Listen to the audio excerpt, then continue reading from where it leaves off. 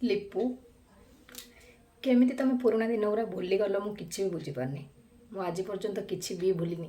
ଦେଖ ତମର କେତେଟା ସ୍ମୃତି ସେମିତି ମୋର ମନେ ଅଛି, ମୁଁ ସେମିତି କହି ଚାଲିଛି ନା। ଦେଖ ମୁଁ ଆଜି କେମିତି ଦେଖାଯାଉଛି। 10 ବର୍ଷ ପୂର୍ବକୁ ଯାଅ, ଯେତେବେଳେ ମୋତେ ଲଭ୍ କରୁଥିଲ ମୁଁ ଏଇ ଗେଟଅପ୍ରେ ହିଁ ରହେ ସବୁବେଳେ। କାହିଁକିନା କିଛି ବି ହେୟାର ଷ୍ଟାଇଲ୍ କରେନି, କିଛି କରେନି, ସାଧା ସାଧା ଝିଅଟେ, ବେଶୀ ତ କିଛି ଇଏ କରେନି। ଜାଣିଥିବ ତ ମୋତେ ଭଲସେ। ସବୁବେଳେ ମୋତେ ଓଲି ଡାକ, ଯେ ଓଲି ତୁ କିଛି ଜାଣିନୁ, ଦୁନିଆ ବିଷୟରେ ତ କିଛି ବି ତୋତେ ଜଣା ନାହିଁ। ତମେ ଠିକ୍ ଜାଣିଥିବ ମୁଁ କିଛି ଜାଣିପାରୁନଥିଲି, ସବୁ କିଛି ତମେ ମୋତେ ଶିଖେଇଲ ନା। ସେଇ ସବୁ ଜିନିଷ ଶିଖେଇକି ମୋତେ ଭୁଲେଇକି ଛାଡ଼ିଗଲ ନା।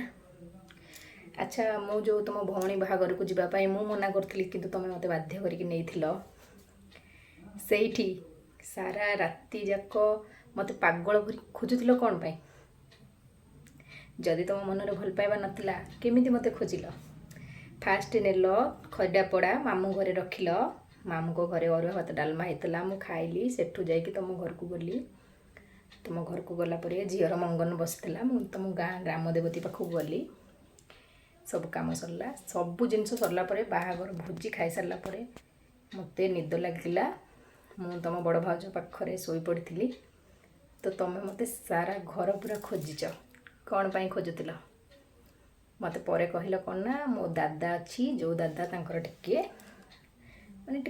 ଅଭଦ୍ର, ସେ ସବୁ ଝିଅମାନଙ୍କୁ ବେଶୀ ୟୁଜ୍ କରନ୍ତି। ସେଥିପାଇଁ ସେ ଭାବିଲେ ସିଏ କାଳେ ଦେଖିଥିବ, ସିଏ କାଳେ ନେଇଗଲା କି, ସିଏ କାଳେ କ'ଣ କରିଦେଲା କି, ଏଇଆ ଭାବିକି ମୋତେ ସାରା ରାତି ଖୋଜିଲ।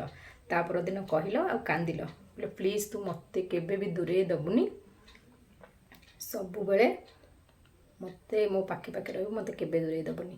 ତୁମେ କହିଥିଲ ନା ସେ ରାସ୍ତାରେ ତଳେ ମୋତେ ଛାଡ଼ିବାକୁ ଆଣିକି ଆସିଥିଲ ଡଙ୍ଗା ପାଖକୁ ସାଇକେଲରେ। ସବୁ ଭୁଲିଗଲ? କେମିତି ଭୁଲିଲ? ମୁଁ ଯଦି ମିଛ କହୁଥାନ୍ତି ମୁଁ କେବେ ଏତେ କଥା ମନେ ରଖିଥାନ୍ତି? ଗୋଟେ ଝିଅ କେବେ ଏତେ ବଡ଼ କାହାଣୀ ସୃଷ୍ଟି କରିପାରିବନି ହେଲା। ଆ ପଛରେ କେତେ କେତେ ବଡ଼ ବଡ଼ ରହସ୍ୟ ତୁମେ ଲୁଚେଇଛ, ମୁଁ ଏ ସବୁ କଥା ସୋସିଆଲ ମିଡ଼ିଆରେ କହିବି ହେଲା କି।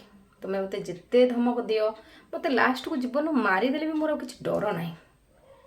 ଅନ୍ତତଃ ମୁଁ ମରିଗଲେ ବି ଭାବିବି ନା, ଯାହା ହଉ ମୋ ସ୍ୱାମୀ ମୋତେ ମର୍ଡ଼ର କଲେ ବୋଲି। ଯେମିତି ତୁମେ ପଛ ସ୍ତ୍ରୀକି ନେଇକି ତୁମ ସଂସାରକୁ ନେଇକି ଖୁସିରେ ଅଛ, ମୋତେ କହିଲ ଯେ ତୁ ଭାବ ମୁଁ ଶହୀଦ ହେଇଯାଇଛି, ମୁଁ ଭାବିପାରିବିନି।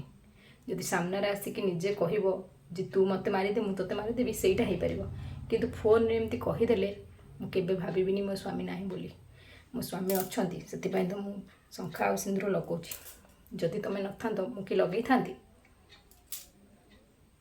ଏତେ ସବୁ କଥା କହିଲାଣି, ପ୍ଲିଜ୍ ତୁମେ ସୁଧୁର।